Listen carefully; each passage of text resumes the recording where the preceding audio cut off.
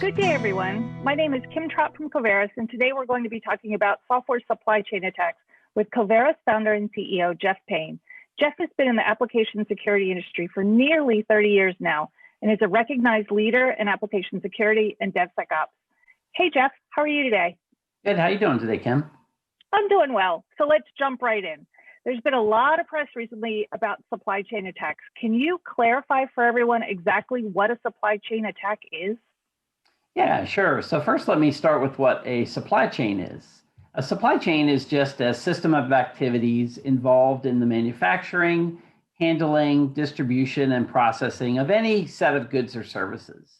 As an example, if you're building a car and the process of getting the components manufactured, those components all sent to the assembly line, those things all assembled, and then that car getting shipped out to dealers and other places is an example of a supply chain.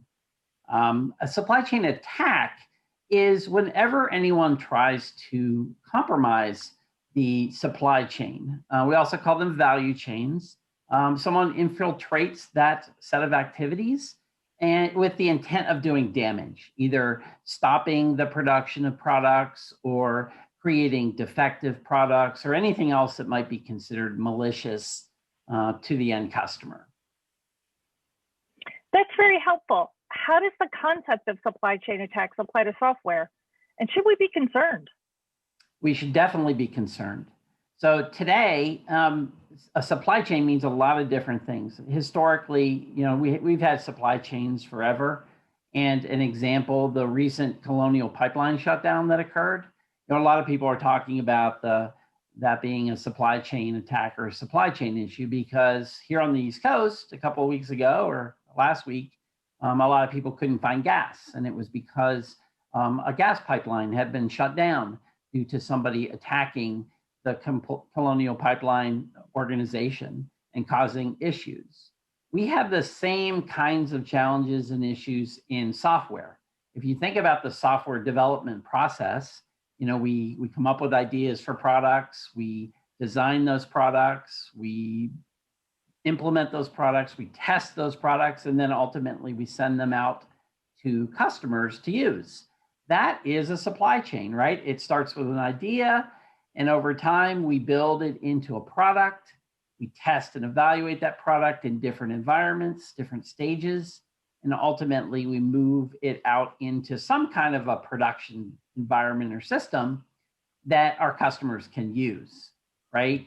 And I think it was about a decade or so when I started hearing people talk about the software supply chain. And at first I was like, what the heck is that? Because, in software, we always called it just the software engineering process or the development process. But people in the security community started to talk about the fact that, if you really want to damage and get into, let's say, Google, you could go and try to hack into Google and break into their system. Google, world-class security organization, right? Probably going to be pretty hard to break into them. But what if instead you went to the manufacturers and the producers of software Google uses and you figured out a way to compromise their software that you knew Google was going to get? And then ultimately it would let you get into, let's say, Google and access things you weren't supposed to by attacking their suppliers, right? Other pieces of the supply chain instead of the end customer, Google. And that's the concern, right, that we have about supply chain attacks in software. Now, a second point there is that the issues we have here are getting worse and worse, right? Because in our traditional physical supply chains, things like pipelines and automobile supply chains, we are using more and more digitally controlled devices and digitally controlled processes. So our entire supply chains are becoming all digitally controlled. They're all software, right? And that means that they're more susceptible to attack, not just physical attacks like, someone blows up a warehouse or does something like that, but actually, maybe shuts down the system through some sort of a cyber attack. And that's going to get worse and worse as more and more systems get hooked together with Internet of Things and other challenges that you have there. It's getting worse and worse in software too, because people are realizing, like I mentioned with Google, it's a lot easier to attack Google by attacking the people that provide Google their software than it is necessarily to attack Google themselves. And so we need to watch out for those kinds of things. One last example is, many people have heard about the recent SolarWinds supply chain attack, right? You've heard of this, this potential issue. And this was all around some network management software that a company built and distributed. And they had a lot of very large customers, both commercial customers and federal customers, that somebody figured out how to put malicious code into their application as it was being built. And in software, built means take the code the developers wrote and compile it into a language the machine understands how to run. That's called building, right? And somebody figured out, as that process was going, how to insert some code in there that would let them basically get into anybody's network that deployed this software and used it when it got pushed out to customers. And they ended up breaking into all sorts of places and stealing all sorts of data. What are some best practices for protecting your software delivery process from supply chain attacks? Yeah, that's a great question. It's something we've been talking about at Coveros for a decade. I mean, this is, to us, is just a fundamental part of your software development process. Certainly, it has gotten a lot more visibility, and there's a lot more risk because now we're using, you've heard of DevOps, continuous integration, continuous delivery. That's all about automating this supply chain process, if you think about it. And we have to make sure that the environments and the systems that we use while automating that process of moving code from development through testing environments and into production isn't compromised like it was with SolarWinds. There's no perfect answer, but some advice for the audience. The first is you got to protect these environments that are used to build our software, implement our software, test our software, and then ultimately push our software out into production, whether these are cloud-based environments, right? So they're in the cloud somewhere, or they're machines in your office or on-premise in a data center, wherever they are, you got to make sure they're protected. You can't let anybody compromise those systems, because if they do, they could add malicious code into the process, and that's going to be a big problem. The second thing, and it's related to that, is that in software, we have this concept of the principle of least privilege. And all that means is that if somebody needs access to a system to do some job, we want to give them that access, but we don't want to give them access to anything more than they need, right? And a lot of times we get a little sloppy and we give people, pretty general administrative privileges or other kinds of escalated, privileges on a system. And that gives them access to a whole bunch of stuff that's not part of their job. And of course, if somebody breaks in using their credentials, they figure out how to compromise their password or whatever it is, then the hacker has all this opportunity to traipse through and do things in the system that really never should have been given access to the person who did need access to the system in the first place. So we have to think more strategically about how we design our system.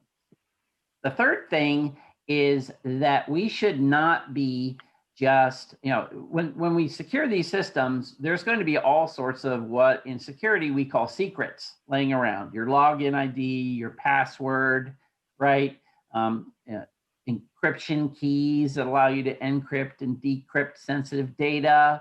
All that stuff needs to be protected, because it's kind of like, it's great to have a lock on your house, but if you leave the key under the front mat, you didn't really protect your house, right? Anybody could lift the mat up, find the key, and open the door. So in software, the same thing. We've got to protect these keys somewhere and keep them protected at all time. We're going to need them to log into systems. We're going to need them to decrypt information. We're going to have to make sure that it's called manage them very carefully, so we never let anybody spying or watching or trying to access them get access to those secrets. Because once they get access to the secrets, all bets are off in terms of what they can do.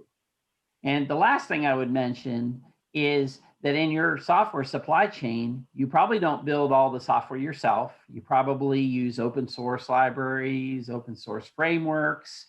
You buy third-party components from other companies. You hook to third-party APIs, to other services.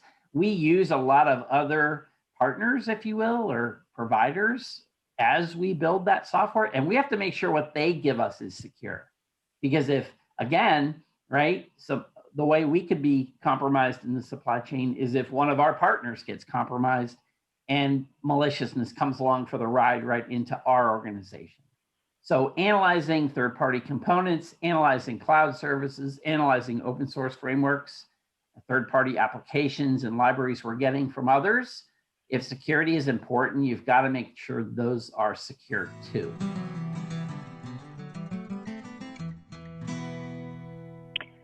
Coveros helps organizations improve their application security posture and Devsecops capabilities. Can you talk a little about or give us an example of how we've helped organizations secure their software supply chains? Yeah, we do. And as mentioned, we've always considered this part of the security solution when we're helping people with application security, or today they call it Devsecops, right? Securing your supply chain, if you will. There's a couple of things that we do. Certainly you want to use tools. There's technologies and tools out there to manage secrets, to encrypt and decrypt things, and do other things to protect yourself. But in our experience, tools aren't sufficient, right? If you don't know how to use those tools properly, you're going to have problems. If it's not designed into the overall system properly, you're going to have problems as well. And so we usually start at the top. Recently, we were working with a large technology firm that produces software that very mission critical and security critical organizations use in their infrastructure. And so they're really worried about security. And we were brought in to put in place an end-to-end DevOps process for them and increase the agility and flexibility of what they had in place already.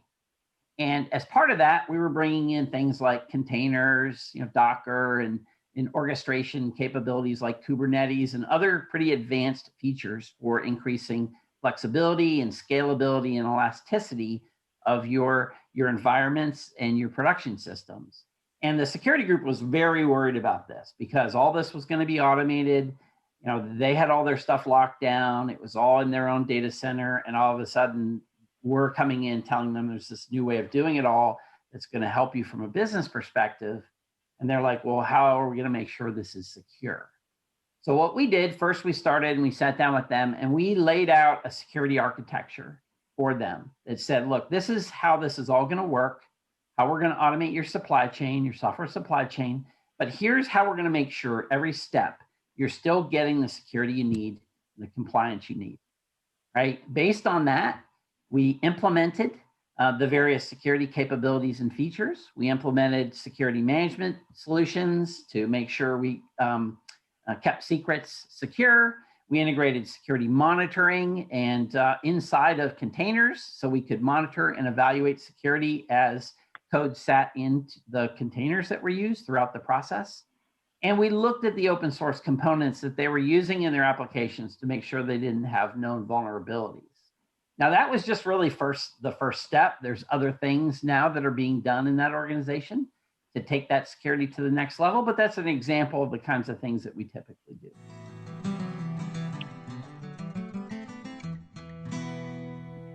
That's great info, Jeff. And for anyone out there looking to assess how vulnerable they are to software supply chain attacks, please don't hesitate to give us a call at Coveros.